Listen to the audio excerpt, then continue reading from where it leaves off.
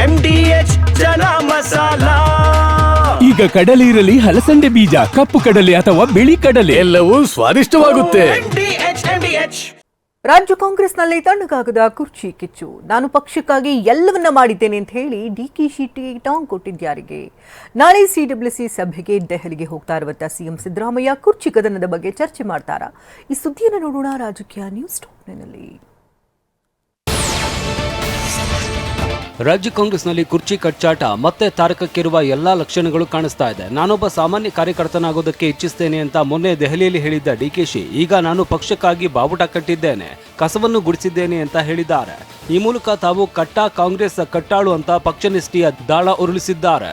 I love to be a party worker than any position in the party. That is permanent for me.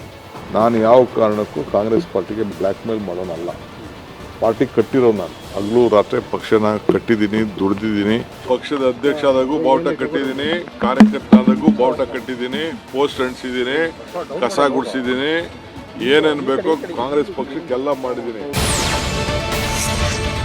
ಒಬ್ಬನೇ ಪಕ್ಷ ಕಟ್ಟಿದ್ದೇನೆ ಅಂತ ಹೇಳಬಾರದು ಅಂತ ಇತ್ತೀಚೆಗಷ್ಟೇ ಮಲ್ಲಿಕಾರ್ಜುನ ಖರ್ಗೆ ಹೇಳಿದ್ರು. ಈ ಮಾತನ್ನ ಸಿಎಂ ಸಿದ್ದರಾಮಯ್ಯ ಕೂಡ ಸಮರ್ಥಿಸಿಕೊಂಡಿದ್ರು.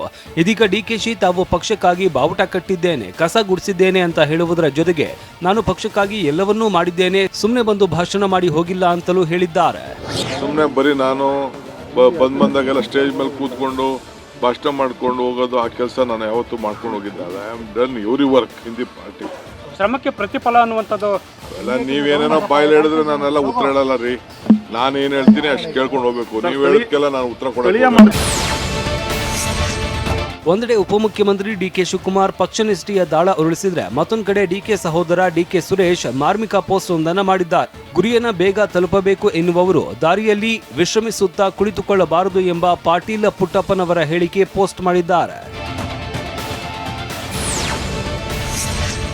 ಡಿಸೆಂಬರ್ 27 ಅಂದ್ರೆ ಇದೇ ಶನಿವಾರ ದೆಹಲಿಯಲ್ಲಿ ಕಾಂಗ್ರೆಸ್ ಕಾರ್ಯಕಾರಿಣಿ ಸಭೆ ನಡೆಯಲಿದೆ. ಈ ಸಭೆಯ ಮೇಲೆ ಇಡೀ ರಾಜ್ಯ ಕಾಂಗ್ರೆಸ್ ಚಿತ್ತ ನೆಟ್ಟಿದೆ. ಇದೇ ಸಭೆಯಲ್ಲಿ ರಾಜ್ಯ ರಾಜಕೀಯದ ಬೆಳವಣಿಗೆ ಬಗ್ಗೆ ಚರ್ಚೆಯಾಗುತ್ತೆ ಅಂತ ಹೇಳಲಾಗ್ತಾ ಇದೆ.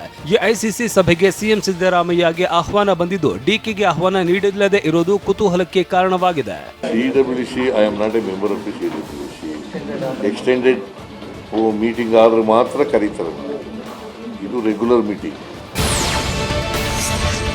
ಮೊನ್ನೆಯಷ್ಟೇ ಡಿಸಿಎಂ ಡಿಕೆಶಿ ದೆಹಲಿಗೆ ಹೋಗಿ ಬಂದಿದ್ದಾರೆ. ಇದೀಗ ಸಿಡಬ್ಲ್ಯೂಸಿ ಸಭೆಗೆ ಸಿದ್ದರಾಮಯ್ಯ ಅವರಿಗೆ ಆಹ್ವಾನ ನೀಡಿರುವುದು ಕುತೂಹಲ ಕೇಳಿಸಿದೆ. ಶನಿವಾರದ ಸಭೆಯಲ್ಲಿ ನ್ಯಾಷನಲ್ ಹೆರಾಲ್ಡ್ ಕೇಸ್, ಮುಂಬರುವ ವಿಧಾನಸಭೆ ಚುನಾವಣೆ ಹಾಗೂ ಮನರೇಗಾ ಹೆಸರು ಬದಲಾವಣೆ ಮಾಡಿರುವ ಬಗ್ಗೆ ಗಂಭೀರ ಚರ್ಚೆ ನಡೆಸಲಿದ್ದಾರೆ. ಈ ನಡುವೆ ಸಿಎಂ ಅವಕಾಶ ಸಿಕ್ಕರೆ ರಾಜ್ಯದ ಬೆಳವಣಿಗೆ ಬಗ್ಗೆನೂ ನಾಯಕರೊಂದಿಗೆ ಚರ್ಚಿಸುತ್ತಾರೆ ಎಂಬ ಮಾತನ್ನ ಅಲ್ಲಗಳೆಯುವಂತಿಲ್ಲ.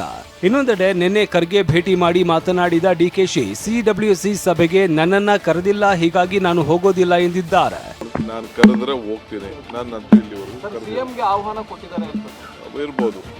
3 ಸಿಎಂಗೂ ಕರೆದಿದ್ದಾರೆ ಅಂತ ನನಗೂ ತಿಳಿದಿದೆ. ರಾಜ್ಯ ಸಚಿವ ಸಂಪುಟದಲ್ಲಿ ಸದ್ಯಕ್ಕೆ ಯಾವುದೇ ಬದಲಾವಣೆ ಇಲ್ಲ ಅಂತ ಆಹಾರ ಸಚಿವ ಕೆಎಚ್ ಮುನಿಯಪ್ಪ ಹೇಳಿದ್ದಾರೆ. ತುಮಕೂರಿನಲ್ಲಿ ಮಾತನಾಡಿದ ಅವರು, ಸಿಎಂ ಹಾಗೂ ಡಿಸಿಎಂ ಇಬ್ಬರು ಮುಂದುವರಿಯಲಿದ್ದಾರೆ, ಉಳಿದಂತೆ ಪಕ್ಷದ ಹೈಕಮಾಂಡ್ ತೀರ್ಮಾನ ಮಾಡಲಿದೆ ಎಂದಿದ್ದಾರೆ. ವಾಜಪೇಯಿ ಅವರದ್ದು ದಾಖಲೆಗಳಲ್ಲಿ ಚಿರಸ್ಥಾಯಿಯಾಗಿ ಉಳಿಯುವಂತಹ ಹೋರಾಟಗಳು ಅಂತ ಕೇಂದ್ರ ಸಚಿವ ಎಚ್.ಡಿ. ಕುಮಾರಸ್ವಾಮಿ ಹೇಳಿದ್ದಾರೆ.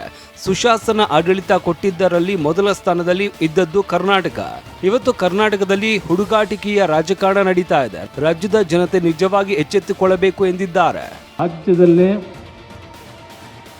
ಸುಶಾಸನ ಆಡಳಿತವನ್ನು ಕೊಟ್ಟಿರ್ತಕ್ಕಂಥ ರಾಜ್ಯ ಮೊದಲನೇ ಸ್ಥಾನದಲ್ಲಿ ಇದ್ದಂಥದ್ದು ಕರ್ನಾಟಕ.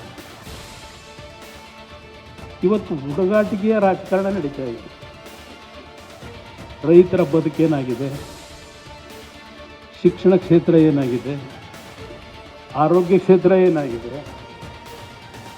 ಯಾವ ಇಲಾಖೆ ಇವತ್ತು ಗುಡ್ ಗವರ್ನೆನ್ಸ್ ನಡೀತಾ ಇದೆ ಈ ರಾಜ್ಯದಲ್ಲಿ.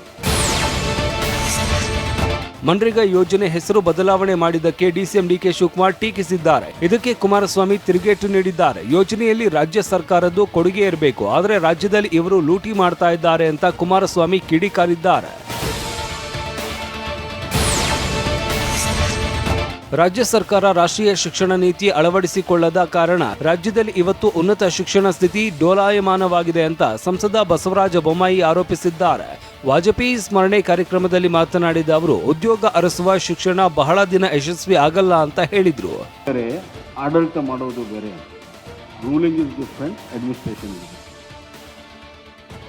ಆಳುವರು ದೂರದೃಷ್ಟಿ ಇಟ್ಟುಕೊಂಡು ಜನರ ಜೀವನವನ್ನು ಗಮನದಲ್ಲಿಟ್ಟುಕೊಂಡು ಮುಂದಿನ ಜನಾಂಗಕ್ಕೆ ಏನಾಗಬೇಕನ್ನುವಂಥ ಚಿಂತನೆಯನ್ನು ಮಾಡುವಂಥದ್ದು ಆಳುವರು.